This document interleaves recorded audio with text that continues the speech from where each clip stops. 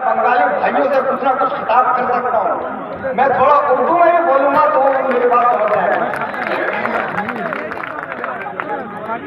قرآن پاک میں آیا کہ کتاب الذی انزل الیک لتخرج الناس من الظلمات الی النور، کہ یہ قرآن وہ کتاب ہے جس کو تمہارے یعنی رسول اللہ صلی اللہ علیہ وسلم کی طرف اس لیے بھیجا گیا کہ وہ دنیا سے اندھیروں کو مٹا دے اور اس کی جگہ روشنیاں دنیا میں پھیلا دے.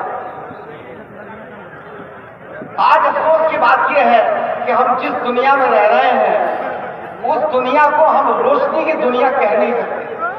اس دنیا میں چاروں طرف اندھیرا ہے، کہیں بیماریوں کا اندھیرا ہے، کہیں کرائمز کا اندھیرا ہے، کہیں آپس میں نفرت کا اندھیرا ہے، کہیں جنگیں ہو رہی ہیں، کہیں خانہ جنگیاں ہو رہی ہیں.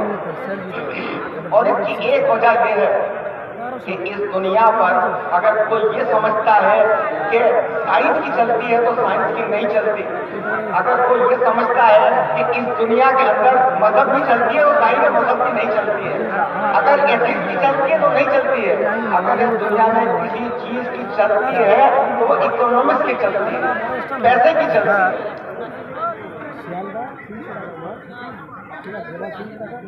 اس دنیا کی پالیسیاں اس بات سے طے نہیں ہوتی کہ کس چیز سے نقصان ہیلتھ کو ہو رہا ہے، کس چیز سے دنیا میں کرائم پھیل رہے ہیں، بلکہ اس بات سے ہوتی ہے کہ کس چیز کا ویوہار ہو سکتا ہے.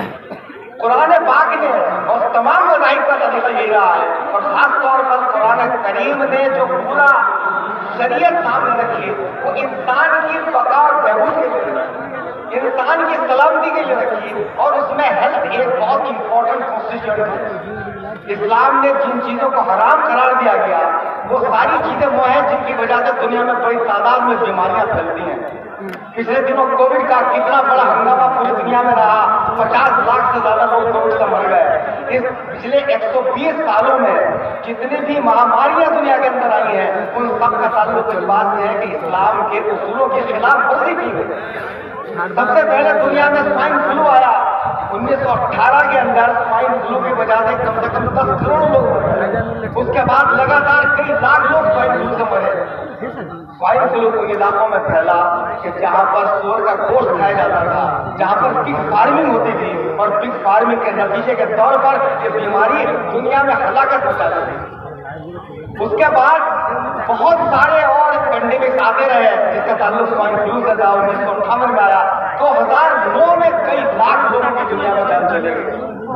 لیکن دنیا میں پگ فارمنگ ابھی بھی جاری ہے کیونکہ یہ بہت بڑا بزنس ہے.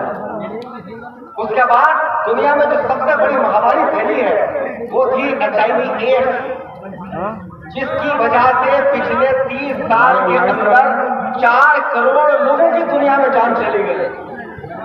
لیکن آپ کو معلوم ہے کہ یہ بیماری کس سے پھیلی؟ یہ بیماری پھیلی ناجائز تعلقات کی وجہ سے، گندگی کی وجہ سے، جسے ہومو سیکسولیٹی کہتے ہیں، پروسٹیٹیوشن کہتے ہیں، ناجائز تعلقات، ان سب کی وجہ سے یہ بیماری پھیلتی چلی گئی. اور آج بھی دنیا میں 6 لاکھ لوگ اس بیماری کے شکار ہیں.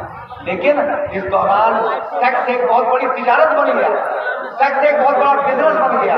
آج عدالتیں ہوں وہ بھی ایسے فیصلے سنا رہی ہیں کہ جن سے یہ تمام جنسی بے-رحمی پڑے، جن سے لوگوں کے اندر یہ غلط قسم کے تعلقات پیدا ہوں، اور اسی کی طرف شادی کا پورا جو نظام تھا، جو پورا ٹریڈیشنل سسٹم فیملی تھا، وہ تمام بیماریوں سے روکنے والا ہے. لیکن اب اس فیملی سسٹم توڑ کر یہ بات کہی جا رہی ہے کہ چاہے وہ کسی کے ساتھ تعلق اختیار کرے، ظاہر ہے.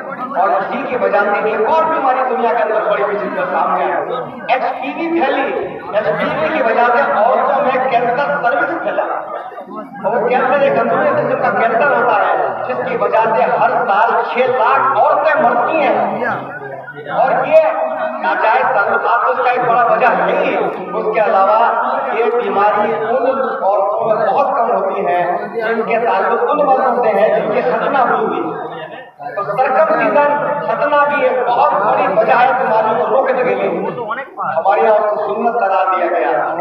اس کے علاوہ ایک بڑی تعداد میں لوگ ریبیز سے مرتے ہیں، کتے کے کاٹنے سے مرتے ہیں. لیکن آج کل ڈاگس کی بھی بہت بڑی مارکیٹنگ ہو رہی ہے. لیکن رسول اللہ صلی اللہ علیہ وسلم نے اس بات کو اچھا نہیں سمجھا کہ کتوں کو گھروں میں رکھا बस एरिया में कंट्रोल होता है। जितनी भी बीमारियां, इवन कोविड भी जो स्टार्ट हुआ वो ऐसे जानवरों में शुरुआत हुई, चाहे वो पेंगिन हो, चाहे पेट्स हो चाइना के अंदर, जिनको इस्लाम में हलाल का सबब नहीं किया जाता। तो इस्लाम में ताल्लुक हेल्थ से है, और खासतौर पर जो ये जो नया प्रोजेक्ट चल रहा है जिसका ताल्लुक मैटरनल एंड चाइल्ड केयर से है, और अल्हम्दुलिल्लाह मैंने इस फील्ड में बहुत काम किया है। और मैं ये बता दूं आपको कि कुरान पाक ने कहा कि हर माँ अपने बच्चे को 2 साल तक मुसलसल दूध पिलाए, और ये 2 साल तक जो ब्रेस्ट फीडिंग है ये extremely important from medical point of view है। So many doctors are getting here all confirm.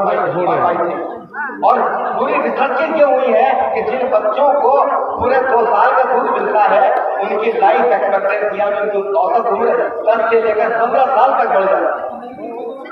इसके अलावा जब तक एक्टिव ब्रेस्ट फीडिंग हो रही है, यानी माँ खूब दिन रात अपने बच्चे को दूध पिला रही है, अगला बच्चा होने के इम्कान भी कम हो जाते हैं। तो यानी अल्लाह भी इस बात को पसंद करता है।